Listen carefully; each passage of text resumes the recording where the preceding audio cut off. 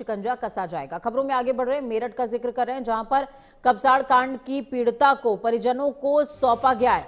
कड़ी सुरक्षा के बीच में परिजनों की सुपुर्द कर दिया गया। आशा ज्योति केंद्र में पीड़िता की काउंसलिंग भी हुई है। काउंसलिंग के बाद परिजनों को सौंप दी गई है पीड़िता। मेरठ की कपसाड़ कांड की पीड़िता को आशा ज्योति केंद्र में काउंसलिंग के बाद परिजनों के सुपुर्द किया गया। आपको ये बता दें कि सरधना के कपसाड़ गांव की रहने वाली इस लड़की को इसी के गांव के रहने वाले पारस सोम ने अपने साथियों के साथ मिलकर 8 जनवरी की सुबह किडनैप कर लिया था।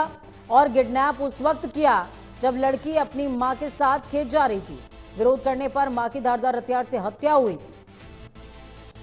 और बेटी का कई दिनों तक कोई सुराग नहीं लगा था।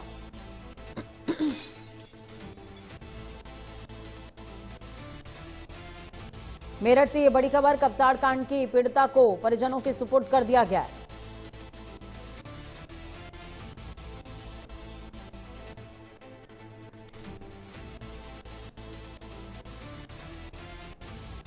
इस खबर पर ज्यादा जानकारी के लिए राशिद खान मेरठ से लाइव जुड़े हुए हमारे साथ में।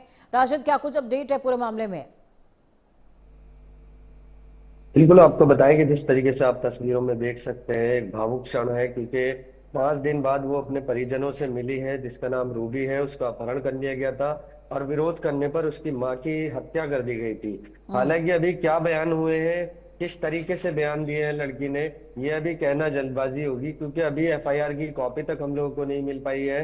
पुलिस ने अभी दूरी बनाई हुई है और जो आरोपी है उसको जो है बताया जा रहा है कि अपहरण और हत्या जैसे गंभीर धाराओं में जेल भेजा गया है। तो इससे इस पर स्थिति साफ होती है कि लड़की ने कहीं ना कहीं उस पारस सोम के खिलाफ बयान दिया है, क्योंकि जिस तरीके से लड़की की मां की हत्या हुई है, लड़की का अपहरण हुआ है और परिजनों से जब सुपुर्द कल उसको किया गया, तो परिजनों से मिलने के बाद जो भावुक क्षण थे, वो काफी देर तक वो चिपट कर अपने भाई से रोती रही। और उसके साथ साथ अपने जो उसके फादर हैं उनको देखने के बाद भी उसकी स्थिति काफी इस तरीके से हो गई थी कि पुलिस को सभी से बचते बचाते हुए उसको उसके गांव तक पहुंचाया गया।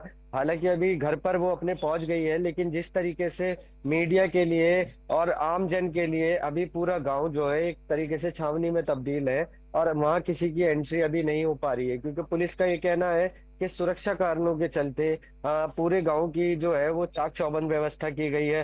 तकरीबन 10 सीसीटीवी कैमरे लगाए गए हैं पूरे गांव में निगरानी रखने के लिए। और उसके साथ साथ जितने भी गांव के प्रमुख मार्ग हैं उन सभी पर ही पुलिस ने अपना शिकंजा कसा हुआ है। चारों तरफ बैरिकेडिंग लगी हुई है।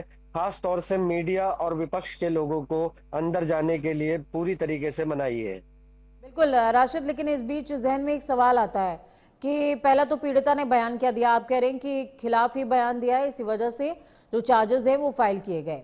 अब परिजनों का क्या पक्ष है? परिजन क्या सिर्फ इस चार्जशीट के बाद संतुष्ट नजर आ रहे हैं क्या, या आगे वो कोई और कार्रवाई चाहते हैं इस पूरे मामले के अंदर?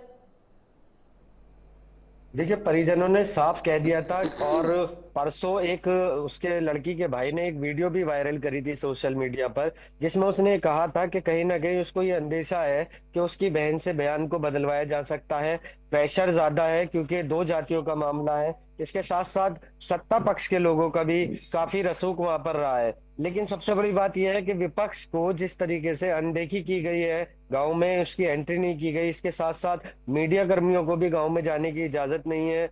उसके अलावा एफआईआर की कॉपी भी अभी किसी भी मीडिया कर्मी, चाहे प्रिंट हो या इलेक्ट्रॉनिक मीडिया हो, किसी के पास एफआईआर की कॉपी नहीं है, जिससे ये स्थिति स्पष्ट हो जाए कि लड़की ने क्या बयान दिए हैं और किन धाराओं में पारस सोम को जेल भेजा गया है। बहरहाल कल हमने मेरठ के जिला कारागार से भी अपडेट दिया था। जो जेलर सुप्रिंटेंडेंट है वहां के ऋषिराज, उन्होंने पूरी तरीके से ये बयान दिया था अपना कि अंदर पारस सोम जो है वो नॉर्मल व्यक्ति की तरह बिहेव कर रहा है और कोई उसके ऊपर ऐसी शिकन वाली बात नहीं कि उसको कहीं शिकन हो उसके माथे पर या उसे कोई पछतावा हो। आम कैदियों की तरह पारस ने अपनी रात काटी थी और आज दूसरा दिन उसको जिला कारागार में हो गया है। हालांकि उसके परिजनों में से कोई भी अभी उससे मुलाकात करने के लिए नहीं गया है, लेकिन जिस तरीके से उसकी दिनचर्या रही है और जेलर ने जो बयान किया है उसके मुताबिक ऐसा लग रहा है कि पारस सोम को इस हत्याकांड का या अपहरण का कोई पछतावा होता नजर नहीं आ रहा है। चलिए, बहुत शुक्रिया राशिद हमारे साथ जुड़ने के लिए, अहम जानकारी साझा करने के लिए। वक्त यहाँ पर एक छोटे से ब्रेक का। ब्रेक के उस पार खबरों का सफर लगातार जारी है।